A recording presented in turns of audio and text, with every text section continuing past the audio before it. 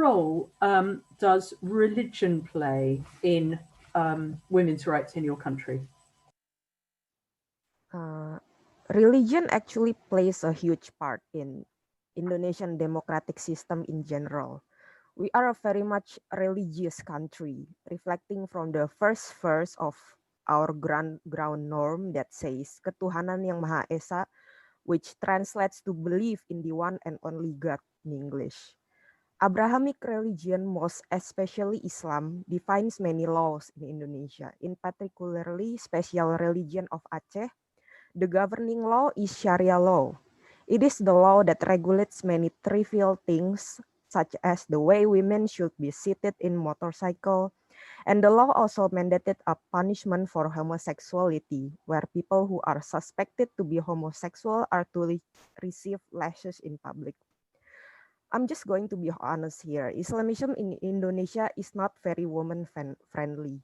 Many religious figures such as Habib Rizik Sihab, a controversial religious figure who has just returned from Arab, called women names such as Lonte that translates to slut, and it is however not being largely criticized. It is very much accepted to call women slut, because they perceive free women as nothing more than just objects. Islam also influences marriage law in Indonesia, where polygamy, or to be exact, polygyny, is allowed. A man can have more than just one wife as long as it is approved by the court. This is legally prevalent in Article 4, verse 1, Law Number 1, year 1974 about marriage. The influence is also apparent in Islamic inheritance law, where if there is inheritance, women get only 1/3 part, where the men get 2/3. That's all. Religion in the Philippines, mainly Christian Catholics, which is 80.6% of the population, have long greatly influenced the government. So there are a lot of people who still oppose to legalize safe abortion, divorce, and same-sex marriage. Thus, religion is one of the main causes that hampers the progress of liberation and improving the lives of Filipino women. It continues to be an integral part of the country culture, so its influence is present in the minds of Dominican people, and on many occasions its interests run parallel with the interests of the state.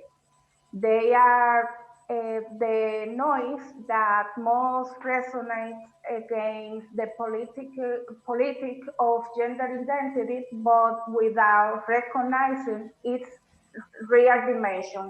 They speak about a new world order of the end times and summarize it to a struggle between good and evil.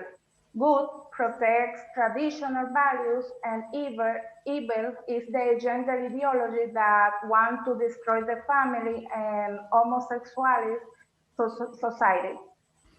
These misrepresentations stand in the way of our argument because they confuse people who limit it to value judgment based on prejudice, because Christians do not see the dignity and human rights of women. Alienated women dispute their place in the institution created to oppress them, and also because of the preference of men seen unlike trans they can bear.